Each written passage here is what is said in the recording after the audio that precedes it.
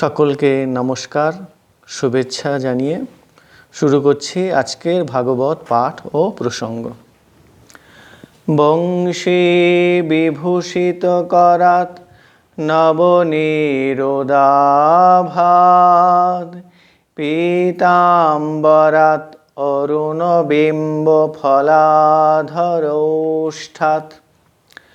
পূর্ণেন্দু সুন্দর মুখাদ অরবিন্দ নেত্রাৎ কৃষ্ণাৎ পরম কিমপি তত্তমহং ন জানে। জয়তু জয়তু দেবো দেবকী নন্দনোয়ম জয়তু জয়তু কৃষ্ণ বৃষ্ণিবংশ প্রদীপহম জয়তু জয়তু মেঘো শ্যামলো কোমলাঙ্গম জয়তু জয়তু পৃথিভারনাশ মুকুন্দ।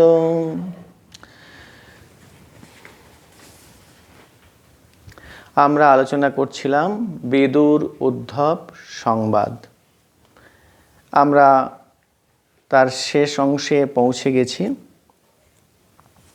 এখানে আমরা দেখছি বিদুর আর উদ্ধবের সংবাদ পরিবেশন করছেন স্বয়ং সুখদেব রাজা পরীক্ষিত এবং অন্যান্য ঋষি মহাত্মাদের সম্মুখে। পরীক্ষিত জিজ্ঞাসা করলেন, রথ, সৈন্য, হস্তি প্রভৃতির অধিনায়ক বৃষ্ণি ভোজ বংশীয় যখন সকলেই ধ্বংসপ্রাপ্ত হল, ত্রিগুণের ঈশ্বর যখন স্বয়ং নরতনু ত্যাগ করলেন, তখন একমাত্র যাদব প্রধানী উদ্ধব কেন টিকে রইলেন? কেন একমাত্র তিনি বেঁচে রইলেন? যদুবংশের ধ্বংস বৃত্তান্ত শুনে শ্রীকৃষ্ণের স্বধাম প্রাপ্তির কথা শুনে পরীক্ষিতের মনে এই প্রশ্নটি এসেছে যে ভগবান শ্রীকৃষ্ণ যখন স্বয়ং তার অংশ সম্ভূত যদুবংশীয়দের নিয়ে স্বধামে প্রস্থান করলেন, তখন কেবলমাত্র কেন তিনি উদ্ধবকে পৃথিবীতে বাঁচিয়ে রাখলেন? উদ্ধব তো আর নগণ্য কেউ নয়। উদ্ধবকে একজন যদু প্রধান বলা হয়েছে। তিনি শ্রীকৃষ্ণের অভিন্ন হৃদয় বন্ধু। যখন যদুবংশের প্রাণ পুরুষ ভগবান শ্রীকৃষ্ণ স্বয়ং বিদায় নিলেন, তখন তার বেঁচে থাকবার সার্থকতা কী বা থাকতে পারে?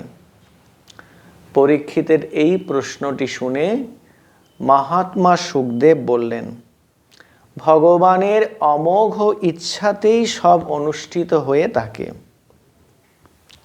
অমোঘ ইচ্ছা শক্তি সম্পন্ন ভগবান পুরুষোত্তম শ্রীকৃষ্ণ ব্রহ্ম সাপের ছলে কাল শক্তির দ্বারা বিস্তৃত যদুবংশ ধ্বংস করেন, নিজের নররূপ উপসংহার করেন।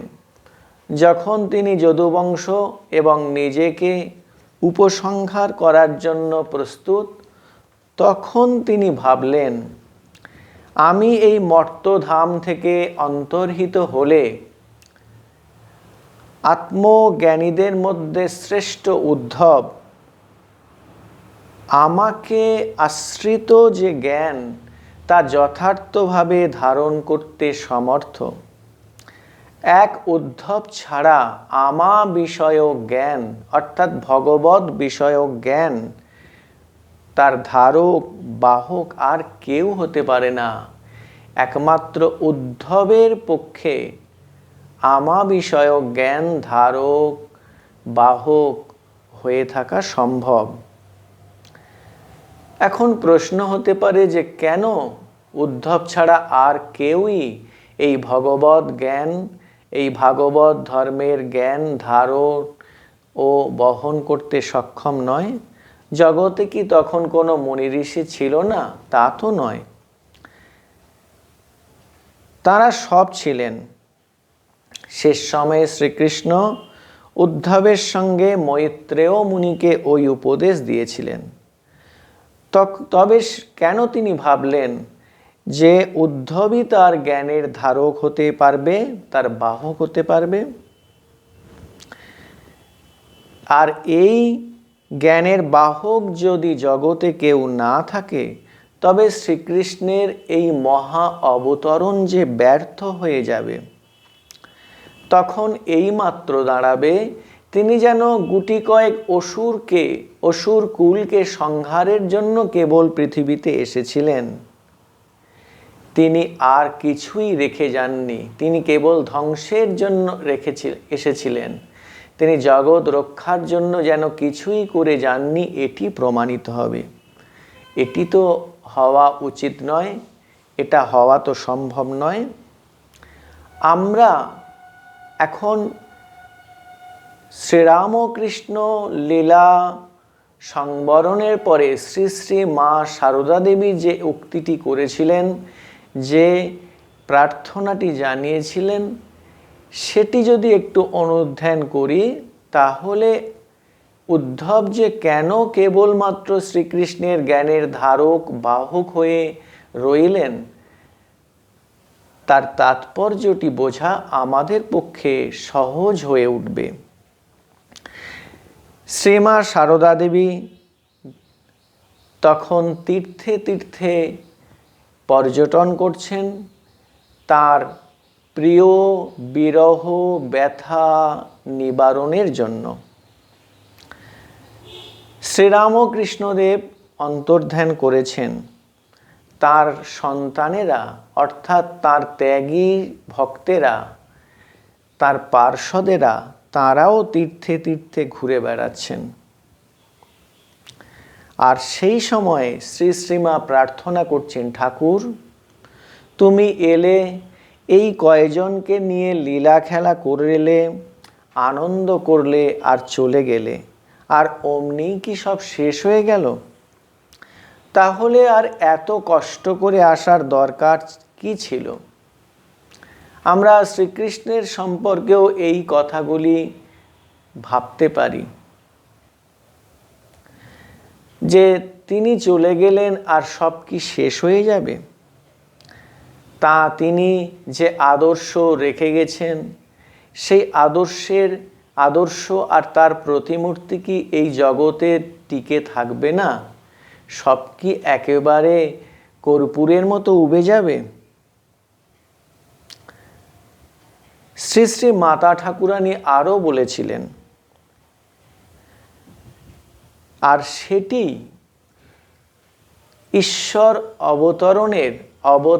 অবতরণের আসল কথা। মা বলেছিলেন, ওরা সব, অর্থাৎ ঠাকুরের ভক্ত সন্তানেরা, তোমার ভাব উপদেশ নিয়ে একত্র থাকবে, আর এই সংসার তাপদগ্ধ মানুষদের, সংসার তাপে তাপিত মানুষদের শান্তি দেবে, তাদেরকে একটা শান্তির আশ্রয় দেবে, আর এই জন্যই তো তোমার আশা। সুতরাং ভগবান যখন মর্তধাম ত্যাগ করে চলে যান, ভগবান যুগে যুগে অবতার হয়ে তো মানুষ হয়ে নেমে আসেন মানবীয় সংস্করণ রূপে। তারা যখন জগৎ থেকে নিজেদের উপসংহার করেন, তখন কি হয়? তারা তাদের পার্শ্বদের অন্তরঙ্গদের রেখে যান তার অবতরণের প্রমাণস্বরূপ। তিনি যে আদর্শ রেখে গেছেন, সেই আদর্শ এবং তার প্রতিমূর্তি রূপে তার পার্শ্বদের রেখে যান, কেননা তারপরে এদের দেখে জগৎ শিখবে। তাই শ্রীকৃষ্ণ ভাবছেন, উদ্ধব আমার থেকে তো একটুও কম নয়। উদ্ধব তো ত্রিগুণের বশীভূত নয়, সে ত্রিগুণাতীত, মায়া তার বশীভূত। তো আমি যখন অন্তর্ধান করছি, উদ্ধব থাকুক আমার প্রতিনিধি রূপে, আমার প্রতিমূর্তি রূপে উদ্ধব এই জগতে থাকুক, তাকে দেখে জগৎ শিখবে, সেই হবে আমা প্রচারিত ভাগবত ধর্মের মূর্ত বিগ্রহ। জগতে যখনই যে জিনিসটির দরকার হয় তার আগেই ভগবান তার ব্যবস্থা করে রেখে যান। কেননা ভগবান জগতের পালনকর্তা, সেই পালনের জন্য এই জগৎটাকে গুছিয়ে গোছগাছ করে দেওয়ার জন্য তিনি অবতীর্ণ হন। জগৎ যাতে ঠিকঠাক চলতে পারে, নিরুপদ্রবে চলতে পারে, তার ব্যবস্থা করার জন্য তিনি আসেন। আবার লীলা সংবরণের পূর্বে সব ব্যবস্থা ঠিকঠাক করে রেখে যান। আমরা দেখি জাগতিকভাবে একটি উদাহরণ দিতে পারি যে মায়ের সন্তান লাভের পূর্বেই সেই সন্তানের পান করার জন্য মাতৃ স্তন্য দুগ্ধের তিনি ব্যবস্থা করে রেখে যান আগে থেকেই। আমরা যেটি আন্তরিকভাবে আকাঙ্ক্ষা করি, যেটি আমাদের অবশ্য প্রয়োজন, ভগবান স্বয়ং তার ব্যবস্থা করে রেখে যান। তার প্রমাণস্বরূপ আমরা দেখছি শ্রীকৃষ্ণ মর্ত্যলোক ছেড়ে চলে যাওয়ার আগে উদ্ধবকে এ জগতে রেখে গেলেন ভগবত জ্ঞান প্রসারিত করার জন্য, তারই প্রতিমূর্তি রূপে। তো উদ্ধব বিদুরের সংবাদ আমরা শুনেছি। সারাটা রাত ধরে যমুনার তীরে উভয়েই ভগবত বিষয়ক কথা বলেছেন। এক রাতেই তাদের এই মিলন। উদ্ধব এখন বদরিকাশ্রমের দিকে চলেছেন ভগবান শ্রীকৃষ্ণের নির্দেশ অনুসারে। তাই বিদুর বিরহে ব্যাকুল হয়ে উঠলেন। উদ্ধব চলে যাবার পর বিদুর উদ্ধব কথিত কথাগুলি ভাবতে লাগলেন এবং সেই শ্রীকৃষ্ণ লীলা বিষয়ক কথাগুলি ভাবতে ভাবতে তিনি ব্যাকুল হয়ে উঠলেন। হে মহারাজ পরীক্ষিত, সুখদেব বলছেন, হে মহারাজ পরীক্ষিত, শ্রীকৃষ্ণ শেষ সময়ে বিদুরের কথা ভেবে মৈত্রেয় মুনিকে উপদেশ দেবার জন্য বলে গেছেন। এই কথা চিন্তা করে মহামতি বিদুর কৃষ্ণ প্রেমে বিহ্বল হয়ে কাঁদতে লাগলেন।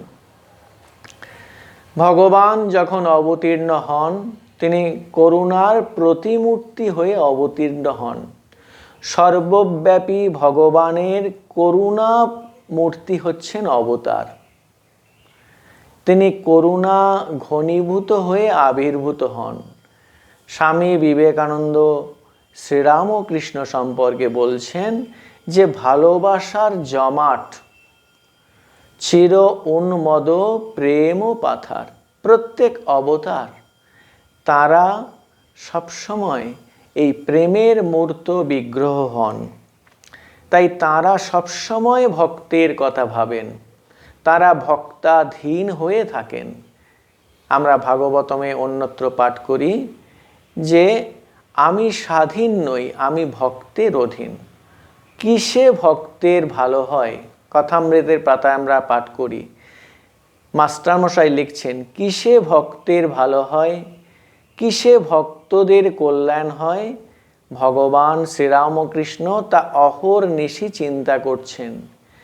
তিনি স্বয়ং সেই সর্বব্যাপী ভগবান করুণাময় গুরুমূর্তি ধারণ করে এসেছেন ভক্তের মঙ্গলের জন্য। এখানেও আমরা দেখছি শ্রীকৃষ্ণ অন্তর্ধানের পূর্বে তার প্রিয় ভক্ত বিদুরের কথা ভেবেছেন বিদুর কিভাবে আত্মজ্ঞান লাভ করবেন তার উপায়ে ঠিক করে তিনি উদ্ধবকেও বলে গিয়েছেন যে বিদুরকে এই মৈত্রেয় মুনি উপদেশ দেবেন। আর এই কৃপা কথা স্মরণ করে চোখের জলে বুক ভাসাচ্ছেন ভক্ত শ্রেষ্ঠ বিদুর, যে ভগবানের এত করুণা তার প্রতি যে তিনি শেষ সময়েও লীলা সংবরণের পূর্বেও তাকে ভুলে যাননি।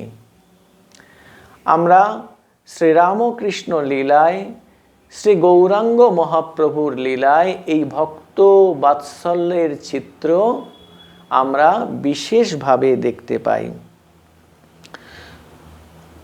উদ্ধবের কাছে শ্রীকৃষ্ণের জন্ম রহস্য, তার অলৌকিক লীলাবলী, ভক্তের প্রতি অসীম করুণার কথা শুনতে শুনতে বিদুরের ভক্তি ভাবিত মন উদ্বেল হয়ে উঠেছিল। যতক্ষণ উদ্ধব তার কাছে ছিলেন ততক্ষণ বিদুর কৃষ্ণ কথায় তন্ময় হয়েছিলেন, যে তার কোনো দিকেই আর হুঁশ ছিল না। কিন্তু উদ্ধব যখন বিদায় নিলেন তখন তিনি বিশেষ করে কৃষ্ণ কথা ভাবতে লাগলেন। সুখদেব বললেন, হে মহারাজ পরীক্ষিত, যমুনার তীরে উদ্ধবের কাছে সিদ্ধি লাভের উপায় জানতে পেরে মহামতি বিদুর তারপরে হাঁটতে হাঁটতে হাঁটতে হাঁটতে কয়েকদিন পরে তিনি গঙ্গা তীরে হরিদ্বারে, যেখানে মৈত্রেয় মুনি অবস্থান করছিলেন, সেখানে গিয়ে উপস্থিত হলেন। আমরা দেখেছি যতক্ষণ না উদ্ধবের সঙ্গে বিদুরের সাক্ষাৎ হয়েছে তার আগে তিনি দীর্ঘকাল ধরে বিভিন্ন তীর্থস্থানগুলিতে তিনি যাচ্ছিলেন। সেখানে তীর্থের করণীয় কর্তব্য, স্নান, তর্পণ, দর্শন, ভগবত প্রসঙ্গ, ভগবত গুণকীর্তন, এসবের মধ্য দিয়ে তিনি দিন যাপন করছিলেন। এইভাবে তিনি ভক্তিভাবে দিন যাপন করতে করতে তিনি মায়া মোহ সমস্ত কিছু অতিক্রম করে তার অন্তরে ভক্তিভাবে ভরপুর করে তুলেছিলেন। তারপর আমরা দেখছি যে উদ্ধবের কাছে তিনি সদ্গুরুর সন্ধান পেয়েছেন। বস্তুতপক্ষে আমরা ভক্তরা যখন ভগবানের নাম, সাধু সঙ্গ, নির্জন বাস, তীর্থ দর্শন, ভগবত সেবা, এসব শুভ কর্ম করতে করতে মনের মলিনতা দূর করতে পারি, অন্তরটাকে শুদ্ধ করে তুলতে পারি, তখনই আমাদের এই ভগবত কৃপা লাভের উপায়টি ভগবান স্বয়ং করে দেন। এখানে আমরা দেখছি যে এই তীর্থ সেবা করতে করতে তার যে অন্তরের মলিনতা চলে গিয়েছে, অন্তরে যে ভক্তি ভাবের উদয় হয়েছে, তার ফলও তিনি পেয়েছেন। তিনি উদ্ধবের কাছে গুরুর সন্ধান পেয়েছেন, আর সেই গুরু হচ্ছে ভগবত নির্দিষ্ট গুরু। স্বয়ং ভগবানই তাকে বলে দিয়েছেন তিনি যেন বিদুরকে তার বিষয়ক শিক্ষাটি দিতে পারে, পরম জ্ঞানের সন্ধান দিতে পারে। তাই বিদুর আর এখানে ওখানে না ঘুরে একেবারে বরাবর হাঁটতে হাঁটতে তিনি হরিদ্বারে সেই মৈত্রেয় মুনির চরণ প্রান্তে উপনীত হলেন। সুখদেব বলছেন পরীক্ষিতকে, ভগবান শ্রীকৃষ্ণের অনুগ্রহ লাভে যিনি কৃতার্থ হয়েছেন, সেই কৌরব শ্রেষ্ঠ বিদুর তখন হরিদ্বারে এসে মৈত্রেয় মুনিকে দর্শন করে তার সৎ ব্যবহার ও গুণে মুগ্ধ হয়ে অত্যন্ত আনন্দিত হয়ে পড়লেন। এখানে আমরা দেখছি যে সেই মৈত্র মুনি তাকে অত্যন্ত আনন্দের সঙ্গে স্বাগত জানালেন, যেন তিনি অত্যন্ত খুশি হয়েছেন। কেননা এতদিনে তিনি ভগবদ নির্দিষ্ট কার্যটি, সেই যে বিদুরকে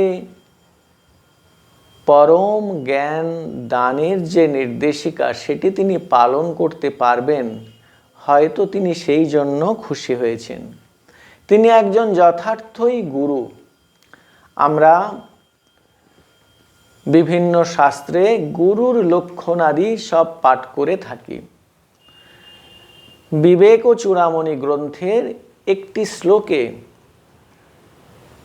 আচার্য শঙ্কর এই গুরু কেমন হওয়া উচিত, যথার্থ সদ্গুরুকে তার একটি সংজ্ঞা তিনি নির্দিষ্ট করে দিয়েছেন।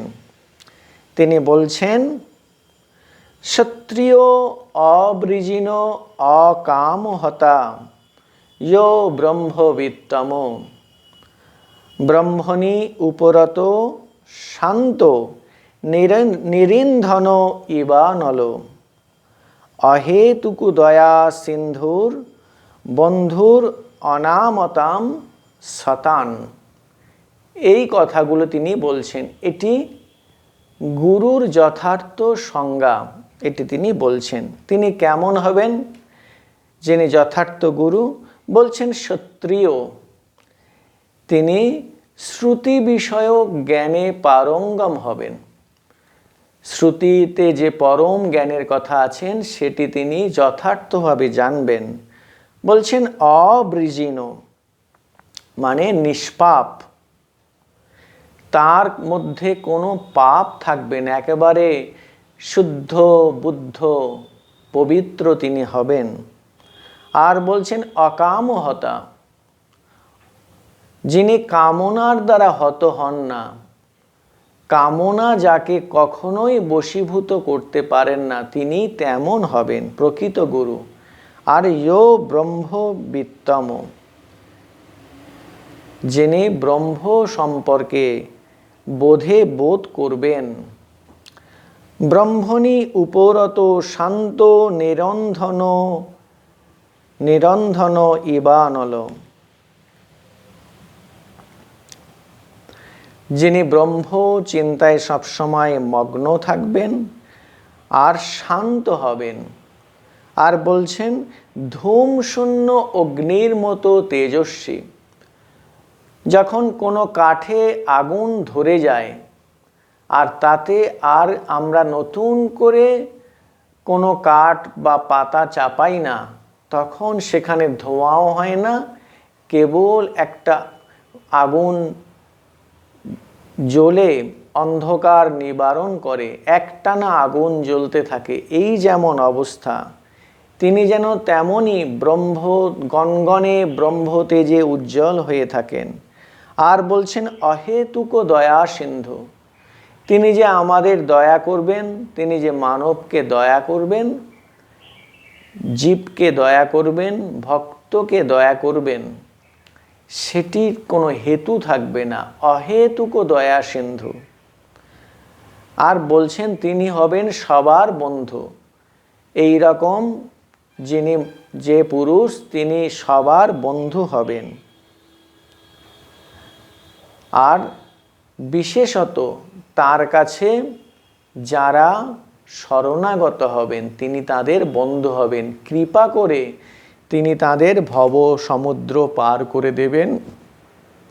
আমরা দেখছি মৈত্রেয় মুনি ঠিক এই রকম গুণসম্পন্ন একজন মহান আত্মা। তার কাছে গিয়ে পড়েছেন এই মহাত্মা বিদুর। গিয়ে তিনি কি বলছেন?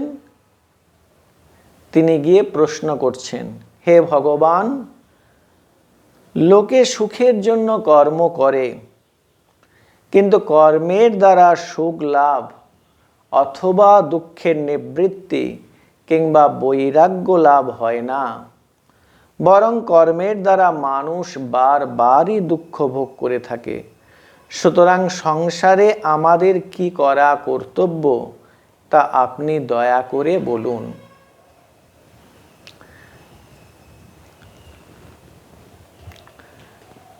তো তিনি কি বলছেন?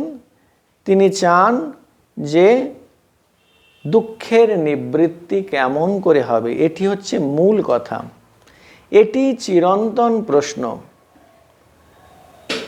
ভগবান বুদ্ধদেবও তার 4 আর্য সত্যে বলেছেন যে জগতে দুঃখ আছে, দুঃখের নিবৃত্তি আছে। তো এরকম 4 আর্য সত্যের কথা বলেছেন। তো জগতের এই দুঃখ, এটি একটি চিরন্তন সত্য। ঈশ্বর আছেন আমরা গুরু মুখে শুনি, আচার্যদের মুখে শুনি, শাস্ত্রে পাঠ করি, কিন্তু আমরা বুঝতে পারি না তিনি আছেন কিনা। কিন্তু দুঃখ যে আছে সেটি আমরা সবাই বুঝতে পারি, একেবারে হাড়ে হাড়ে বুঝতে পারি। তো তাই দুঃখের নিবৃত্তি আমাদের সকলের প্রয়োজন। আর যারা আরেকটু উঁচুতে যেতে চায় তারা জানতে চায় আমি কে। চৈতন্য মহাপ্রভুর কাছে যখন সনাতন গোস্বামী গিয়েছেন, তিনি প্রশ্ন করছেন, কে বা আমি, কেনে মোরে যারে তাপত্রয়, কিছু নাহি জানি কেমনে হিত হয়। যে আমি কে, কেন আমাকে এই ত্রিতাপ তাপে তাপিত হতে হচ্ছে, আমি কিছুই জানি না, কেমনভাবে আমার কল্যাণ হয় তাই আপনি বলুন। এটি একটি চিরন্তন প্রশ্ন। এই প্রশ্নটি বিদুর করলেন মৈত্রেয় মুনির উদ্দেশ্যে, যে কেমন করে এই ত্রিতাপ দুঃখ থেকে আমি উদ্ধার পাব, সেটি আপনি দয়া করে বলুন। আমি ওটি শুনতে চাই। আমি চাই কেমন করে এই আত্যন্তিক দুঃখ নিবৃত্তি হবে আর পরম সুখ প্রাপ্তি হবে। আত্যন্তিক দুঃখ নিবৃত্তি মানে কি না, আমরা চাই আমাদের দুঃখ যা আছে সম্পূর্ণভাবে চিরদিনের মতো চলে যাবে। এর নাম আত্যন্তিক দুঃখ নিবৃত্তি। এটি আমাদের সবার কাম্য। আর এমন সুখ লাভ করব যা কখনোই শেষ হবে না, ফুরিয়ে যাবে না, সেটি পরম সুখ, সেটি আমার চাই। এর উপায় দয়া করে বলুন। এই কথা তিনি প্রথমেই মৈত্রেয় মুনিকে বললেন। তো আমরা আজকের এই পর্যন্ত, বাকি অংশ তার উত্তরে মৈত্রেয় মুনি কি বললেন সেটি আমরা পরের এপিসোডে আমরা অনুধ্যান করব। সর্বে ভবন্তু সুখিনো, সর্বে সন্তু নিরাময়াঃ, সর্বে পশ্যন্তু ভদ্রাণি, মা কশ্চিৎ দুঃখ ভাগ ভবেৎ। দুর্জনো সজ্জন ভূয়াৎ, সজ্জনম শান্তিমাপ্নুয়াৎ। শান্তমুচ্যেত বন্ধেভ্যো, মুক্তশ্চন্নং বিমোচয়েৎ। ওম শান্তি শান্তি শান্তি। হরি ওম তৎসৎ। শ্রীরামকৃষ্ণার্পণমস্তু।